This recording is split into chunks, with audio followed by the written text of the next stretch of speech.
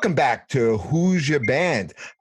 Today, my co-host Sean Morton is doing double duty. Not only is he co-hosting, he is also the producer of today's show. He's doing our the tech work. Producer flat left us today because he actually has like real work and he's not helping us produce our podcast today, which really pisses me off. But you know what?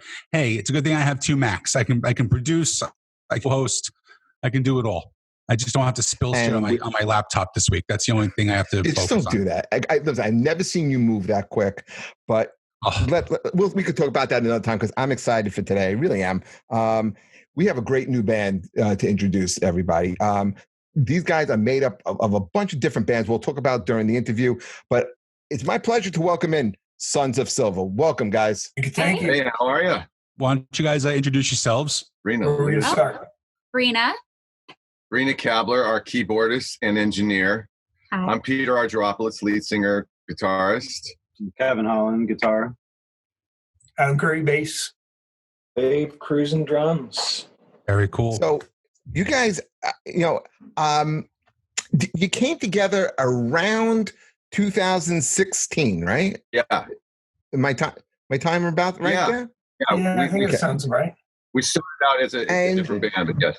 Okay, and you're all from basically different successful bands. How did you all meet, though? How did you know each other going in, and you just kind of it just kind of came together organically, or was how did this collaboration come about? Well, Adam would be the common thread, I think it's fair to say, and it started because Adam and I worked together. We've been working together for a number of years now. We had our own band, a band called Last December, going back in a number of years, and that band was had its life. And its life ended, and we continued working together. And in the meantime, Adam and I stayed close, doing lots of things, as I was saying. And I started playing some. I was producing, and I started writing my own songs on the side, and started playing them out. I dragged Brina along to play some of those songs with me, and we were kind of bored doing the acoustic duet-ish thing. And I called up Adam. I said, "Hey, Adam, you want to play some shows together? Can you help us put a band together?" Adam called Dave. And Dave brought in Kevin, and it was basically as simple as that. But again, it was backing up me as a solo act, and that name was Pete RG. And it was a singer-songwriter vibe, Americana-ish, indie rock-ish. We were fortunate in that we were able to go on the road right away and spend 50, 60, 70 dates a year on the road in North America primarily, but also a bit in Europe. Were you going out as a headlining act, or were you going out as a support act? We were headlining at clubs, small clubs, and then we were also going out in support. For instance, we supported Candlebox, Dave and Adam's, other band, and a couple other featured slots as well. So, but it was primarily club dates around the U.S. A lot of driving in the van, crisscrossing the country, and likewise in Europe. And during that time, we really, we always, from the very beginning, we had a natural chemistry. All of us did, personally, and the music as well. And that grew tighter and tighter. And as things went on, instead of me bringing the songs, we just started writing songs together. And once that happened, the sound changed, became a rock and roll band, and became time for a name change. And let's talk a little bit about the music. Let's talk about Doomsday Noises. Okay, the EP first. It's written before the pandemic. Yeah. Okay, but the name Doomsday Noises. Did you guys know something was coming before you even put this out? We're all prophets on the side. You just Google us. Any of our names, you'll see prophet next to it. Well, it's also from living in LA. Got it too. Living in LA, you never know when that next big earthquake is going to come. So you're always kind of living on the edge out there anyway. Oh, I can. But it's definitely coming. On the album. Two songs really stand out, and not just to me. I mean, like I said, before we went on, I listened to it with a bunch of different people, different age groups too. People my age. I'm 27, by the way. My son's age, is 19 years old. And the two songs that people really seem to kind of like gravitate to off of that EP is "World on Fire," and definitely everyone loves read them their rights. When you guys are doing your live shows and you're doing your headlining gigs, what audience is coming out? Are you getting audiences from Candlebox and Pearl Jam, the bands you've been in, or are you starting to get audience out from the EP itself? Because I think this music has absolute crossover appeal among demographics. We released the EP this year, so we actually haven't been able to officially tour the EP. So that's going to be a new experience for us come hopefully next year. And we'll be able to see that. And I think we're all really excited to see, who is going to come out. But before the pandemic last year, we had been playing World on Fire and a little bit of Deep Division and Read 'Em. Yeah, we played those. And that was a lot of fun to play those before we recorded them. But at that time, it was kind of a crossover. We would definitely have fans and friends that we've gotten from the Candlebox world and from our other tours with other bands, and then from all the club gigs. So it's been, like you said, a combination that's bringing from all of those. This is one thing that I've noticed too. Jeff and I working stand-up, it's a little different, but we're trying to work out our own material. We're trying to put out, a new hour's worth that maybe we can, shop to Netflix, shop to Showtime. And it's so frustrating because we're basically at a standstill.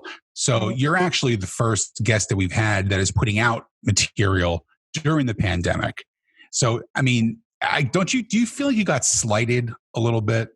Like putting out the EP, like you're ready to just get the ball rolling and get out there. And it's just like, here's the music, because, we're in a very different time these days, because you have to go out and support the music. It's not going to take off on its own. You're going to be getting a lot more fan base being on the road. Do you feel like that's like a little disappointing putting out the EP during the pandemic? You guys want me to take that one? Yeah. I think if you had asked us ahead of time, yes, we would absolutely have said disappointing, because you have touring plans, you have radio station touring plans, just general touring plans, and then radio station touring. You have other promotional things that you plan to do, but as it turns out, it's been to our benefit, and I say that reluctantly because it sounds cruel, sounds as if we haven't been touched by the pain of all of this in its many forms. But it's been to our benefit. It's been to our benefit in the sense that there people have been home more. People have been having more time to explore outside their normal sort of, let's say, musicscape, and likewise. With regards to radio, terrestrial radio, which we our first single, Read 'Em the Rights, did really well out, and our second single, what's your second single? Deep Division. Maybe something did happen to me. No, second single, Deep Division, was just released a week ago, and it's off to a really good start. It'll beat Read 'Em the Rights. In fact, it looks like. So what happens with terrestrial radio, because there weren't artists. Especially major artists releasing as much stuff, it created a bit of a window. So we already knew we were probably going to do pretty well at radio.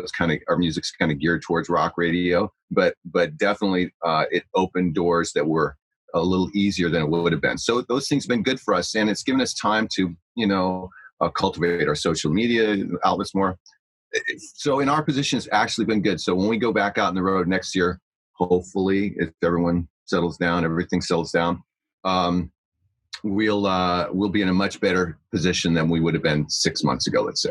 That's a good point. Yeah, that's a good point you make about people staying home more and being able to discover new music. But you also mentioned radio play. This is something that we've discussed on the show before with other bands and artists, is where are rock bands, especially new rock bands, being able to get played? Because in New York City, there is no market like for a new band to be heard on. Maybe you got to find something on satellite radio. Right. But I mean, terrestrial radio, here it's like all like top 40 and hip hop, and there's very, very little rock outlets. So where are you guys getting played? Around the country, there's still a lot of rock stations left. Everywhere from, we're getting a lot of spins in Vegas, Chicago, up and down the West Coast, the Northeast. There's stations throughout the Northeast that are spinning us. I just did an interview last week. So I think there are fewer stations maybe per market, maybe not as much, let's say, in New York City itself, but there are still a lot of rock stations. There are big rock stations in the urban markets throughout the South, for instance, Florida, Texas. Or you have Long Island, the Sharp. Yeah. Yeah, we have a friend. There aren't as many, but there also aren't as many new rock acts right now. So when we're, each station is, as far as we understand, still a fair amount of time for new acts, splicing them in, so to speak, with the classic rock acts. And I don't mean classic rocks as of just the 60s and 70s. Could be the 90s, could be the early 2000s. Those stations are still looking for new acts, and we, fortunately happen to be one that's high up on their radar right now. So it's it's not where the trend is right now, but it's still very strong, and it appears that there is a trending towards guitar music, towards rock music right now, and we hope to be at the forefront of that. Does it bother you? Does it bother you like that you had to say classic rock and that it was music from the 90s and the 2000s? No. I mean, hey, that stuff is great music. I mean, look, I take it as an honor that we're sitting there getting, we're going head to head with the Stones and the Beatles, Zeppelin, Radiohead, and the likes. Those are the bands that people are like, we want those guys playing. Fans and stations saying we want those guys. Sons of Silver being played right with those acts, and it's holding up. We're not just in and out within a couple weeks. We're on the charts for 6, 8, 10 weeks. It's pretty amazing for us. I remember being at a club in Montreal called Fufu and Electrique, and music comes on, and there was a young kid about 17 years old, and he started playing Avenged Sevenfold, and with the look of disgust, he goes, "Ugh, this is classic rock night, apparently." And he almost didn't make it out of that place alive. Wait, he did make it out alive? He almost didn't. He saw the look of disgust on my face, and he kind of moved away a little bit, much to his benefit. It is pretty interesting, like having even 90s music on oldies stations. It's so strange. Well, the earliest is about 30 years old now. Yeah. It's a trip. The weird thing is just music in general these days, because there's so many sources to listen to music and find music. It's gone away. Like we're talking about radio, but radio isn't the end all be all anymore, like it was, back in the classic rock days, right? Where you only found out about things there, or maybe a magazine. It's all over the internet. And so the audiences are fragmented now. The rock fans still find ways to find rock or whatever genre you're looking for, just because, especially in the big cities, the markets are dominated by, they look at some sort of, computer print of what's the hottest demographic. Oh, it's hip hop. Well, we're all going hip hop.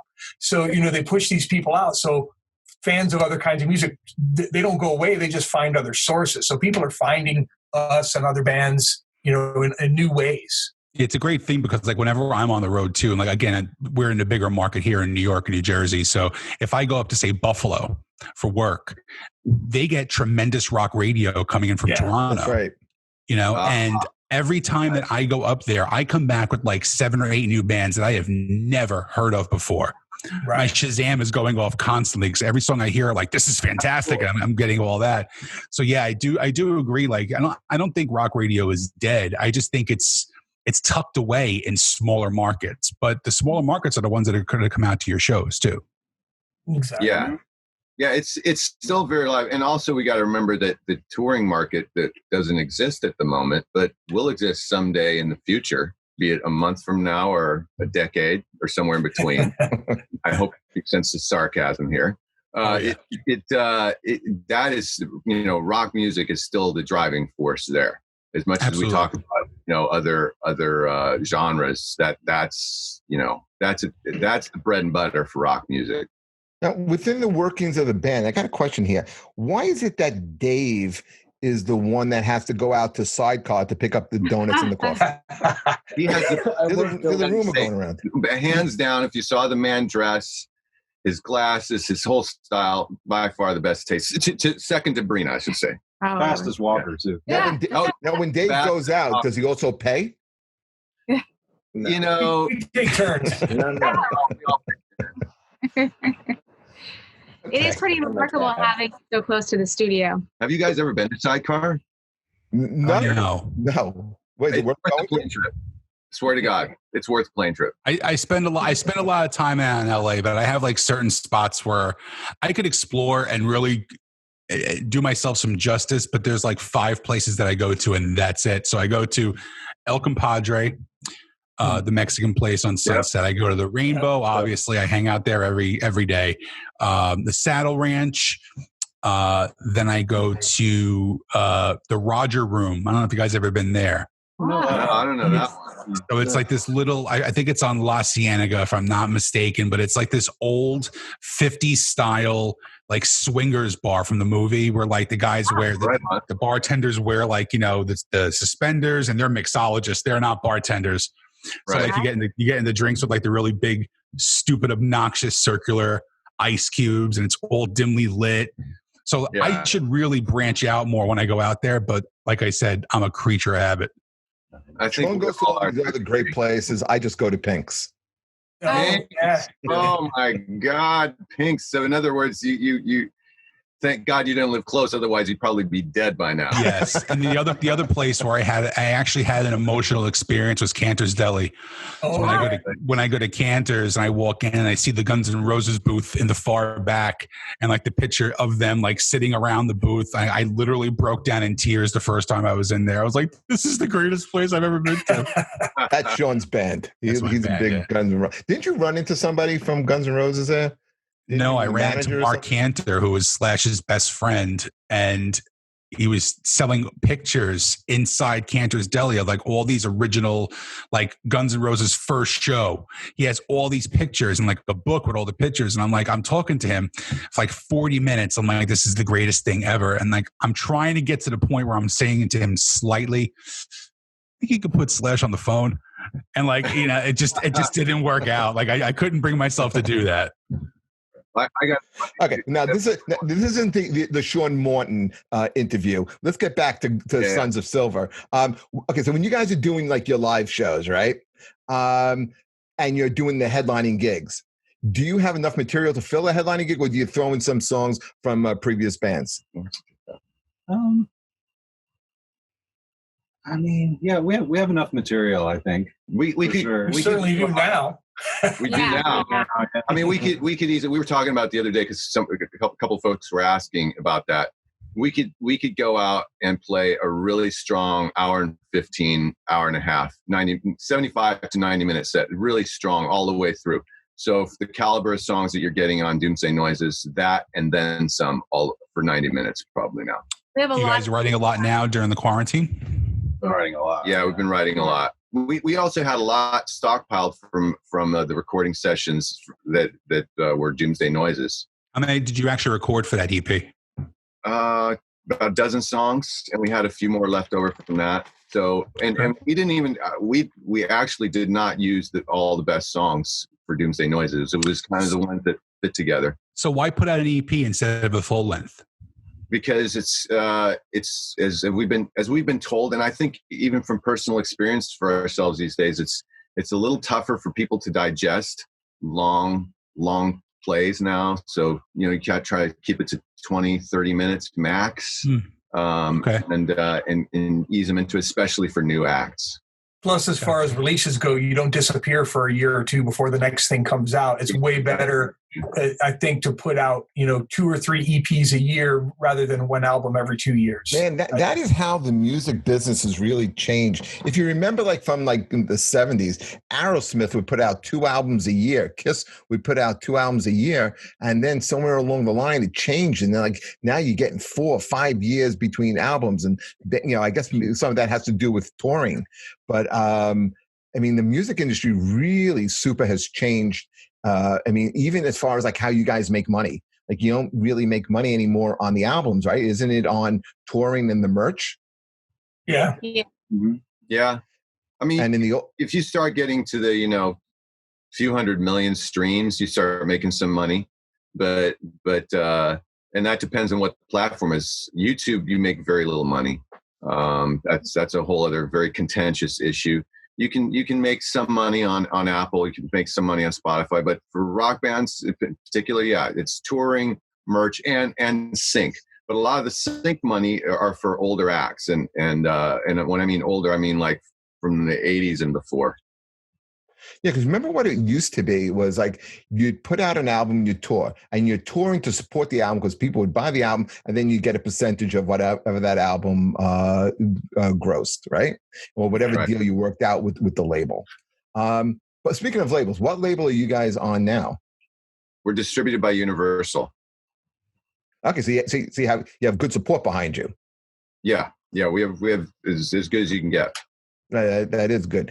When it comes to songwriting with you guys, is everybody contribute to the band, or who? I mean, is it Peter and Brina that are the principal songwriters? Who are writing the songs? One of you guys take that. Well, like Pete said in the beginning, I think they were Pete's songs and we were backing him up. But as it progressed, I would say we're all writing now. Just get in a room and jam. And that's pretty much how we write now. And Pete still brings in stuff. It's not like he doesn't, you know.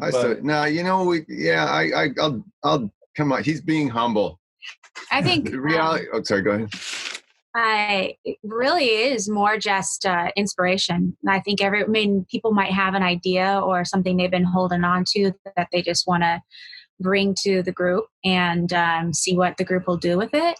But generally, it's just the guys get in there and someone starts playing something and inspires another person. And so it's pretty equal. Everyone just trusting each other and inspiring each other. If I may, we're not pretty self-contained. We're 100% self-contained. So we have our own recording studio. We're fortunate that we have a really nice recording studio, and where we can do everything. We can do everything live. Brina is our engineer, and even though she plays keys in the band and sings, her principal duty when we're in the studio is as the engineer. So the general setup is she's in the control room, getting everything together sound-wise. Myself, Kevin, Adam, and Dave are all out in the tracking room doing our thing. And, as time has gone on, especially in the last year or so here, we generally will go into the studio for a writing session with nothing, 0 ideas. Perhaps I'll have a bit of a riff. Perhaps Kevin will have something. We go in with nothing, and we just start messing around. I'll noodle on something. Kevin will, Adam will, Dave will. And as Adam has said, the past best, we were all very reactive. So we start playing off each other. One guy starts doing something, the other guy feeds off that. Brina chimes in on talkback and says, "Ooh, that's kind of cool, guys." And it starts going around. In the meantime, all this is being recorded. And somewhere along the way, we'll start playing something where we all start synergizing and we run with it. And it picks up. And within like 5, 10, 15 minutes, we have semblance of something pretty solid. If we're really into it, we'll take it further that day. If not, we may tangent off into a couple other things and then go back and review and come back in a day or two later, fine tune it and go from there. But for the most part, I'd say about 80% of the time, we have nothing. And it makes it really fun because you don't know what you're gonna get. And it also makes it interesting because everyone's really contributing what they feel. So even when we have to go back and learn stuff, it's not like someone's going, what did that person tell me to play? It's not, no, this is what naturally came out of me with reacting to what Dave played or what Kevin played or so on. We still have to go back and figure out what the hell we did play in the first place. Yeah. I can never remember those things. Once you're on to it, muscle memory comes back. Yeah.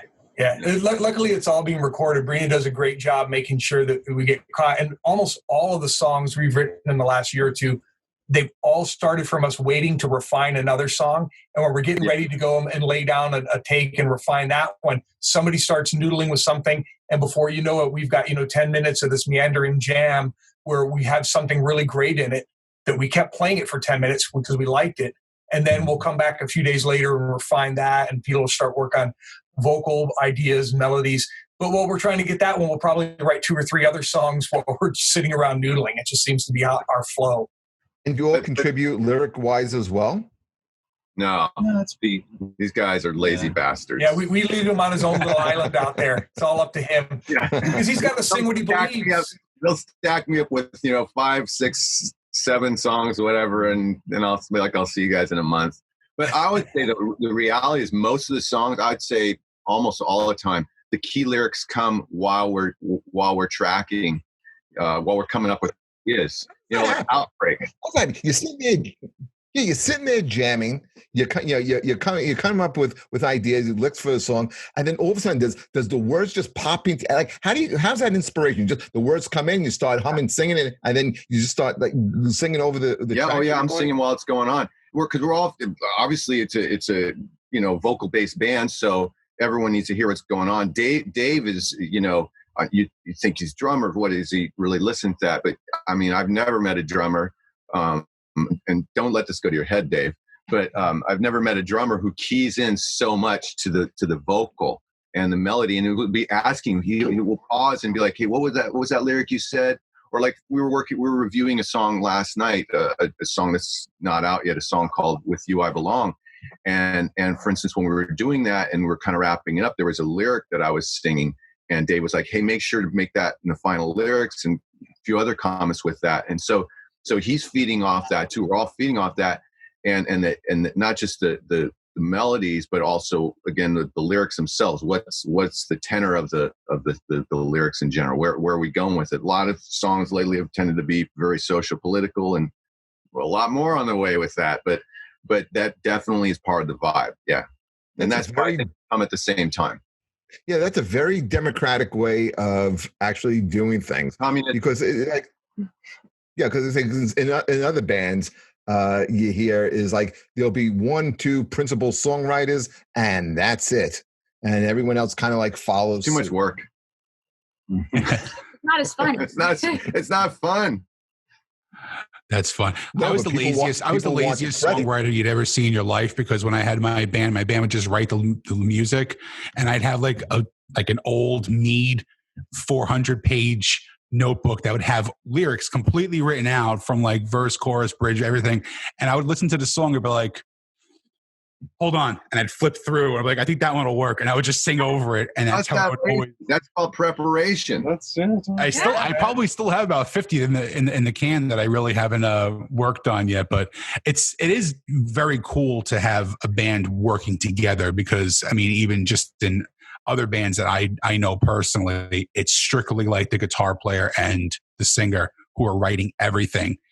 Yeah. And I don't think it's fair to the rest of the band personally.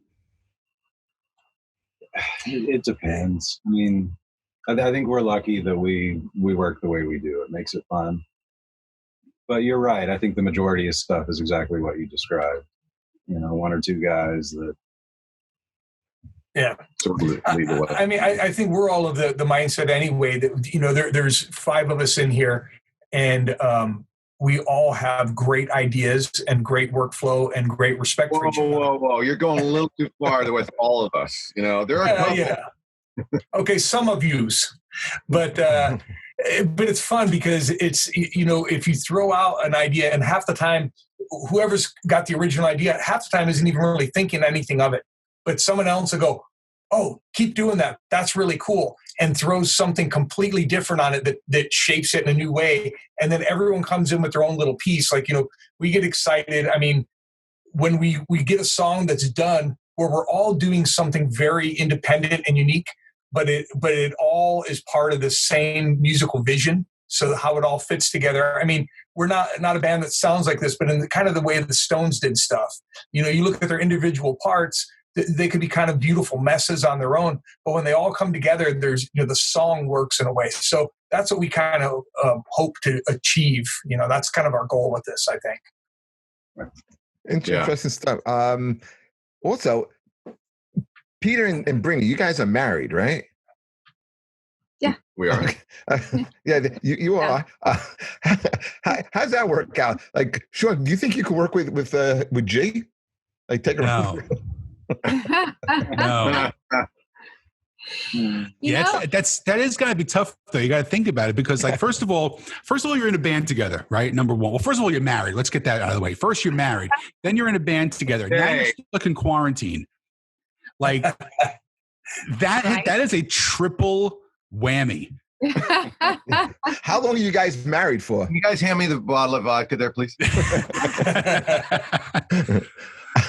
Are you married a long time? We've known 45 years. How long? No. We've been married a little over 2 years, but we've been together rookies, for a long time. Sean. Yeah. I think just have be honest, Brina. Be honest. We have. Don't be too honest. We have very different roles, So I think that helps us stay out of each other's way a lot, and I think too we have a lot of respect and high regard for what each person does. So even if we don't agree, it allows space to listen, instead of not paying attention to what they're doing, even if we have different opinions about how to do something. We're both very independent, strong personalities, so we will butt heads too. But I think just by mutually respecting each other, we'll quiet down and just kind of listen to the different perspectives. That's not the good answer. That's not the answer they were looking for. We go at it like cats and dogs. There we go. Got the baseball bats, the flamethrowers. The only thing that keeps us in place are these three guys who just sometimes will come there with guns and you guys, no. I will say there's definitely been times where it's really nice that there's a lot of different energies in the band. Kevin is so good at just having the perfect thing to say, and just to make everyone take a step back and think, he's the shaman of the band. He's just sitting there chill, laid back, got the incense burning in the background. No joke. And then Adam and Peter have known each other for so long that Adam can tell Peter or me, for that matter, how it is. And then Dave has his Zen way of saying things. So I think it's also the chemistry. Everyone sort of balances each other out. Yeah. That's very cool. Yeah. And to add to that, I think all of us can say whatever is on our minds, because we all know each other, and we all, even though we might say something that might rub somebody the wrong way, we all know where it's coming from, and we all know that each other is going to try and take it in the best way. You know what I mean? Nobody feels there's any sort of animosity or anger coming with things. It's more just, you throwing out an idea, and it's a kind of a thing of, you have that comfort level that you can say something in that group, and it's going to be taken the right way. You don't have any fear of having to oh man, I really don't want to bring this up, because everyone listens to each other, and we all give positive feedback. And so it's it's an amazing chemistry, because if any one of us wasn't able to do that, if you had somebody that came in and started insulting people, or, you know what I mean, it would just fall apart. Or if someone says, you throw out a musical idea and someone's like, oh man, that's crap, I don't even, we don't do that. So everyone feels safe to do whatever here. Yeah. That's such an important thing, that what you just said about the creative process, being able to take liberties, to try different things. I worked on this film with Sean. I never spoke about this on the show before. I was in this film called The Irishman. Okay, directed by Martin Scorsese. That's a great movie. Great. Yeah, and the thing that made Scorsese just so great to work with is no matter what you brought, no matter what choice you made, he made you feel like you made the right choice. Right. And so you can try different things. And I guess that's kind of like you were just saying, Adam. You open up, and you never know what's going to come out of it when you take chances, as opposed to being a little tight and not taking chances. 100%. And at the end of the day, either the song works or it doesn't. It's kind of not really to make it this simple, but kind of there almost are no bad ideas. It's more in the execution. Sure. And if you all come together and you put all the pieces together and you make a good soup, well, then it's time to eat. Yeah. And that goes with comedy too. I mean, we write constantly, and I have jokes that I thought are the greatest thing. It's the funniest thing. It's the edgiest thing. And I will go out there at a minimum 7 times and try and do that joke. And if I get nothing 7 times, then I throw it away. But it's hard because and you guys know, when you're working on a project, you're working on a song, and you're really just putting your heart and soul into it, and something's just not clicking. Yeah. It's hard to walk away from that, because again, you also have that creative ego where you want it to be the next big song too. But It's sometimes you just hard. got to walk away and say, all right, on to the next thing. I don't think you throw it away. I think you hold on to it because maybe you're just not ready to do it just now. Yeah, You'll figure out a way. It may not be appropriate for that moment. You may Right. need perspective. You may use a piece of it elsewhere. I mean, the one thing that's good about working, in a team that works well together, that you enjoy working with, is that you don't get bogged down as much because it's a little easier. The sense around you is you can feel when the momentum starts leaving the room. You feel that quicker when it's just you on your own. So no one wants to be in a room where momentum is going down. You make a change. You just do anything different to go in a different direction. So that's helpful. Likewise, frankly, for us, we probably spend more time talking than actually making music because we do enjoy each other. And I mean that genuinely. If anyone disagrees with that, we'll talk about that off camera. But that said, we do enjoy it. And so that breaks the ice sometimes. Sometimes when you're sitting there by yourself, you can, be a guitar in hand in front of a piano, just pen and paper, whatever it might be, thumbs and phone. You'll sit there and you can overwork and go too far at that moment and not give yourself a break. But when there's others around, you may poke a joke, talk about politics, sports, whatever it might be, crazy wives. Not true. And that gets you out of your head, even for a minute. And that minute either allows you to reset on the thing you're working on or reset in the greater thing. Go, you know what, let's go somewhere else. Perhaps Kevin starts noodling in the meantime on some other guitar part. And we all go, oh, that's better than what we've been working on. Boom, let's go over there. That's kind of how we work. Yeah. And the other thing, both with music, I think, and also with comedy, and I think any sort of creative endeavor is if you can create enough volume of good stuff that you like, then you don't get precious with that thing. You don't need to force that one joke or that one song. Oh, we're going to make this thing be great. No, you can let go of it because you got 5 others that you need to spend time on. It's very true. That's right. Quick question for Dave. Dave, Dave. I had to move. My dog going off. No worries. Dave, can you shut up, please, and let somebody else talk for the rest of the episode? Yeah. I feel bad. Dave hasn't said anything. But look at that. That's the funniest looking dog I've ever seen. Oh, beautiful. The cats are outside right now. Yeah, what's up, buddy? So cute. All right. Oh, I'm sorry. What's the question? I was just saying, you just became my wife's favorite artist. My wife's a veterinarian, so she's right and so she's gonna love that. Cool. But I want, does Dave walk around with? He's in the Rock and Roll Hall of Fame. Okay, does he walk around like a little bit of attitude, like hey man, he's the big shot on in the band, Rock and Roll Hall of Fame? Not at all. No. I don't think that would last very long. It wouldn't last very long.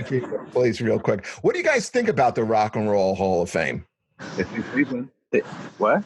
As an institution? Yeah. I think it's great. I can't believe it. They waited as long as they did to have one.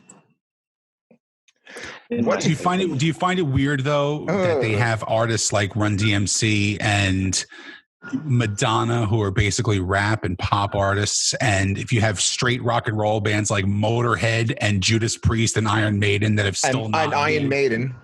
Well, I mean, I remember growing up with all that stuff. So to me, it's just like, it's called the Rock and Roll Hall of Fame, but really it's like, I mean, I don't know. I kind of like, since I did grow up with all of that, I kind of lump it all together. You know what I mean? Madonna, Run DMC, all that. It's like, to me, it's like genres. I think it's a great title for what it is. I think genres themselves, though, in music, I never really understood them all that much, but now it's like, it's gotten so technical. I don't even know, I'm sure I don't know. My son would know, but I don't know. It's just kind of like, I think it's awesome that they have it. And I think it's a great title for it, and Madonna has some stuff that rocks, and definitely Run DMC for sure.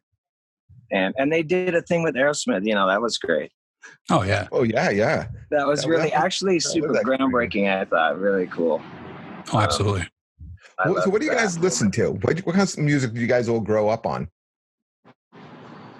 All kinds of stuff, man. I mean, you name it. That's Aerosmith. That's two questions. What do we listen to now? Led Zeppelin. Grow up on. Let's start off with what you grow up listening to, and what are you listening to today? So what did we grow up on first? Brina. Come on, Dave. Or Dave. Dave. Yeah. Dave. You've been quiet. Come on. We got you going. Well, I mean, Kiss really changed my life, made me want to play music, really. But I had a brother who's 11. I have a brother who's 11 years older, and he had 8-track tapes in his car, and I would sit in there and crank Zeppelin, Deep Purple, Aerosmith, The Guess Who. What else? Just like that kind of, stuff like that, and all the classic rock. And then I got into the Police, and then that really totally changed my world. Is that what made you want to play music? Like, is that what made you was it something that said, I got to become a musician? That's the path I got to go down. I'm not taking a regular Kiss. Yeah, you can't get any better. Yes. It was Kiss. That is fun. Yeah, you can't get any bigger than Kiss. Too. Kiss is like the band with the makeup. This is the gateway to rock and roll. Yep. The gateway band. I like that. Oh, it's amazing. It was. I mean, I remember seeing the album cover of Dress to Kill, and that was it, man. It's like, I didn't care what they sounded like. If they were halfway decent, I wanted to be in Kiss in the worst way. And then they come out with everything else. And for me, I think Alive 2 is probably my favorite Kiss album, but it's, definitely Kiss. How about you, Adam? What'd you listen to? Well, for origins and starting stuff, I mean, my earliest memories were listening to the stuff my dad had. He had a great record collection. He had everything from rock to jazz to classics, pretty much everything but country. He wasn't a country guy, but I got hooked on the Beatles from my earliest memories. Like, I was all about it. And then I got into stuff later on. I stole all of his good stuff. I stole his Pink Floyd albums from him. I stole Alice Cooper's Welcome to My Nightmare out of his collection. He had a BTO record, which is the first song I learned to play on bass, was Not Fragile. Oh, my God. That's a great, it's a slow riff, right? Yeah. So that was the very first song I tried to learn on bass, But, as it went on, I got into stuff. I was a huge Queen fan. I loved, Rush as a bass player. How could you not, I mean, there's just so much stuff. I'm a huge Zeppelin fan. I always thought the more I learned about music, that they made music the way I wanted to make music, which felt very much in there. It might have been totally different, but I kind of felt like they kind of did things somewhat the way we're doing it, which is a band together, jamming ideas and kicking ideas around and working on stuff. It felt very organic, how they worked, and you respected the musicianship of that. I mean, but all over the map. I mean, I listened to all kinds of stuff. When I was in high school, learning to play, because I started not late, but I started playing maybe around, I want to say 13, 14 years old. I really started to. I wanted to for years, but never had it in. Every time I tried, I felt like, well, I suck at this. I'm never going to be any good. And got into it in school. But I got into the jazz band in school, things like that. So those things influenced me as well. But I mean, I think there's just so much great stuff out there that, you just absorb it all, especially at a young age like that, when everything's new and a discovery. And it's like, you hear that new band, you're like, oh my God, what is that? As the years go on and enough bands, and, rock and roll itself has had such a long time, you find those bands that knock you over the head, like, what the hell is this? Those come along fewer and fewer. Sure. You know what I mean? I think, but they still do. And there's still bands that come out like right now, I'm a huge Tame Impala fan, although I have to say, I think that their formula is starting to happen. I liked them in the beginning because it was so new and fresh, but anything that inspires you, or sometimes the new AC/DC song that's out now they're releasing, it's like they've released that same record 20 some odd times and it's awesome, and you hear that and it sounds like AC/DC and immediately you're into that. So Adam, you liked Zeppelin. What do you think about? I asked this to everybody too. What do you think about Greta Van Fleet? I dig it. My opinion kind of is and still is, I want to see if they can evolve to something more of their own. Exactly. And they're young guys are finding their way, but I think it's cool that somebody's running that sound. Like, no, there aren't that many bands doing that kind of thing, and that they seem to be doing a good job at it. And it's just, for them, I would hope that they would find something that separates them a little more from the Zeppelin. But, the Zeppelin's not a bad thing. When you say finding their way, it makes me think, do you guys remember a band called Silverchair? Oh, yeah. Yeah, that's who that's what it reminds me of. Young guys, you could see the talent there, and you just want to see how they're going to evolve. I want to see them 1 or 2 records down the road. How about the rest of the band? What does the rest of you guys listen to? Oh, by the way, we interrupt you. We just got a text from Dave. His phone died. That's why. Okay, now let's talking shit about Dave. Let's we can talk about Dave all day. We love that cat. Oh, Dave. He seems like a good dude. He is the best. I'm sorry, Kevin, were you starting to chime in? Oh, yeah, I was just going to say it's pretty much the same as Adam. My dad had a huge record collection early on, and most of my earliest memories were him getting home from work, shutting off all the lights in the house and playing Dark Side of the Moon. We'd lay on the floor in the dark and vibe out on this record. Kevin, where are you from originally? I grew up all over the place. My family's roots are Colorado, Utah, and stuff, but my dad was in construction, so we moved every couple of years. Oh, okay. Is New York, Philly. I graduated high school in DC, was in Texas for a while, kind of all over the place. Because sometimes I'm thinking like where you live kind of influences what you're listening to at the time. It definitely did, yeah. I mean, I think when I moved to Texas, I got way into all the heavier stuff, like Pantera. ZZ Top? Yeah. Top, totally. Nice shirt. Thank you. Yeah, I kind of went through all that, like the Van Halen obsession, Dream Theater, like got really shreddy for a while and like chasing that stuff. And then I think bands like The Verve and Radiohead and stuff like that later on pushed me back toward Pink Floyd ambient stuff. What guitar players influenced you? I mean, a lot. I think my top few. I'm a huge Page fan. I'm a huge Mike Campbell fan from the Heartbreakers. Yeah. Nick McCabe from The Verve is one of my favorites for just soundscapey ambient stuff. The guys in Radiohead are obviously amazing for that. Edge.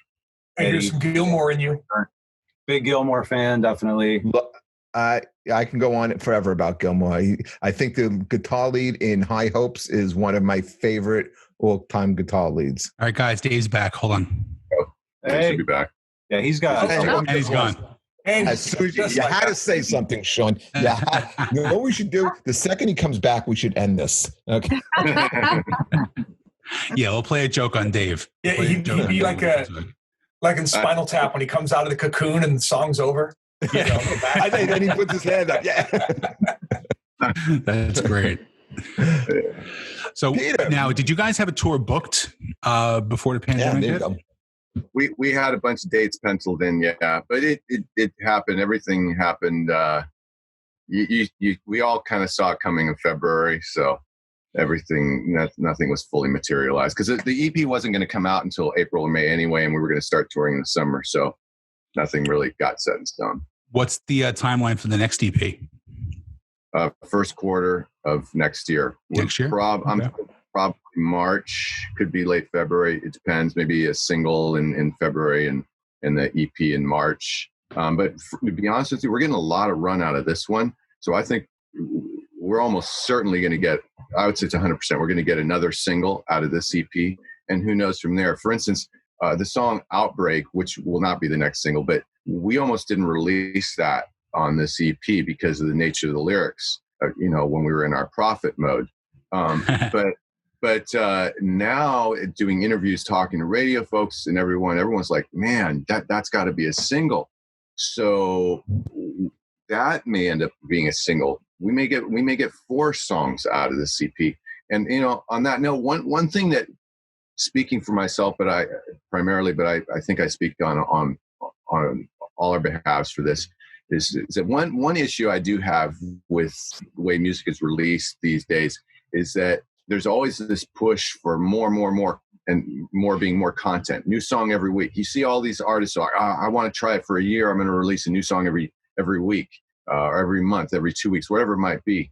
And what I see really happening when that occurs is feeding the beast. The beast being these tech companies, and it serves them well, but it doesn't really serve the artists well to work at that pace. And I don't think it serves the audience well because folks don't get time to digest what you have, and you don't get time then to actually get it out to enough people before before they've had time to hear, before you've had time to release whatever your latest song is. Boom, you're throwing something new at them. It's like, imagine you sit down to have a meal and you go to take a bite, and before you take a bite, the waiter's pulled the plate away and put something new. And so you go for a new plate, and next thing you know, the next plate has come. You don't even get a chance to have a bite. And if you do, you don't get a chance to savor it and maybe take it again and get some more of it. So we're going to stretch this out a little bit.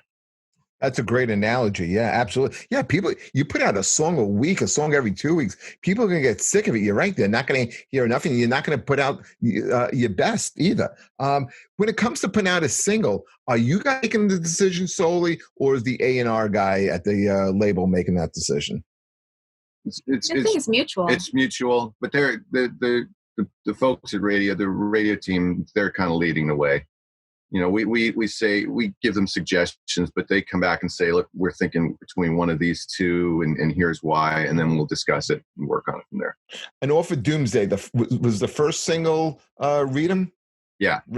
Yeah, that was the first single, and you all kind of like agreed on that. Yeah, it was a toss up till the last second with Rude Awakenings, actually. It's my favorite personally. Yeah, that's actually, if I may say, that's my favorite. Nice. And Rude Awakenings was planned to be the second single, but we switched to Deep Division because, one, we were getting such strong feedback on that song, and two, the nature of the lyrics. It's the one song on the EP that's a little more kumbaya-ish, and with everything that's going on right now, we thought, it may be nice to have something that's a little softer, whereas Rude Awakenings a little heavier handed, but we have time for Rude Awakenings. This isn't going away anytime. I love the fact that, in closing with us is, we've had some musical guests on here. We try and get comics on here, every now and then, but a lot of the musical guests that we've had so far, I've known. Either personally or, we've had people from Anthrax and Volbeat and, Soulfly, heavier bands and stuff. And I truly didn't hear any of your music beforehand. So I literally went down like a 9-hour wormhole of listening to this album over and over and over again. And one of my favorite things in the world is when I go out to LA, I get a Mustang convertible, I drop the top, I go on the PCH, and I blast something that's really rocking. And that's what I saw in this album. Oh, thank you. Thank you so much. That means a lot. Yeah. For me, it's, I've already turned on, some of my friends on radio up here who have heard it, and they were like, dude, these guys are going to be really great.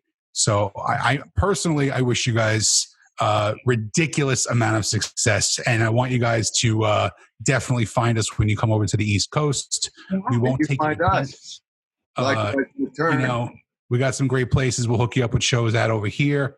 And Jeff, you got anything in closing? Yeah, we have a friend in he's a DJ on one of the biggest radio shows out here. He was a guest on the show, Scott. Yeah. Plus, we have guys who are stage managers at the biggest rock venue in New Jersey too. So yeah, we can lead you guys in their direction. We are more than happy to do it. And we'll put out the word, and we'll support you guys in any way we can. You guys were really great. We appreciate your time so much. No, thank you guys. Really enjoyable interview. In spite of yourselves, in spite of ourselves. But no, seriously, thank you so much. And Sean, your words were very kind there. Look, he don't mean a word of it, by the way. He's so full of shit. I know, but I sent him $100 the other day. He's a good actor too. He should have been in The Irishman. I wasn't in The Irishman. And by the way, just so you guys know, this is like episode 35 or something like that. This fucking asshole has mentioned being in The Irishman in 34 of them. Hey, did you meet my friend? What's that? My buddy of mine is in that movie, Gino DiCafano. Did you meet him? What scene was he in? The wedding scene. Oh no, I was in. He was in the scene with Al Pacino. Just so you guys know, in case he doesn't want to bring it up. I'm sorry, I'm ignorant. Tell me because I've seen the movie. I look completely different in it. You know, my hair is short. I look very. Sean likes this book because there's a scene where Pacino sits there and starts yelling at, and he's like, "I'm looking at a room full of fucking idiots, and I'm the main guy. I'm the fucking idiot he's yelling at." So were you playing yourself? You know what? Thank you. Take everything away that we said, okay? Well, guys, thank you so much for being on the show, and we will push this out. Where can guys find you on social media? Google search Sons of Silver. Okay. It'll all pop up. And we'll post this. We'll post this interview onto your social media pages as well too. Thank you. Thank you. Thank you. Either through our PR lady Dana, or just email us directly. Please send us your contact info so we can keep in touch with you. And likewise, we'd like to send you and your friends some Sons of Silver swag. So that'd be great. Oh man, if you can email us at info@sonsofsilver.com, please. Sounds good. It's been a really fun time with you guys. Awesome. We appreciate your time. And also, please let us know when you blast it out so we can blast out and run some promos on our socials. This should be out tomorrow. Usually we have about the 24 hours. We usually have it up the next day. So once our producer gets on his ass and he'll edit it and make it look nice, and he'll actually dub in some words for Dave to say, because he didn't say anything the whole show. You can do those cartoon bubbles over there. Yeah, we'll do. All right, guys. Thank you so much. We have a big show next week, Sean. What's that? Next week we have a big show. Are you guys into Cobra Kai? Oh yeah, guys have been talking about it nonstop. I'm like halfway. I've seen all of it. It's great. Same here, man. We got Cobra Kai coming up next week. We got third season. We got Sean Connon, who was the bad boy of karate and Karate Kid 3, and he's in the upcoming season. Yeah, man, I caught that when it first came out. It was like 2 years ago, I think. It was on YouTube as an exclusive. Yeah, right. And I watched that first season and loved it. And then I kind of forgot about it because it hadn't come out. And then all of a sudden it pops on Netflix and it's like the hottest show around. But yeah, I illegally downloaded the second season, and by mistake it was miscoded, so I watched the last episode first. Oh, nice. And it made no sense to me. Yeah. How they get you. Oh, yeah. All right, guys, thank you so much. Ladies, thank you so much. Jeff, Best of luck, everybody. Thank you, guys. See you guys. See you soon, everybody. Take care.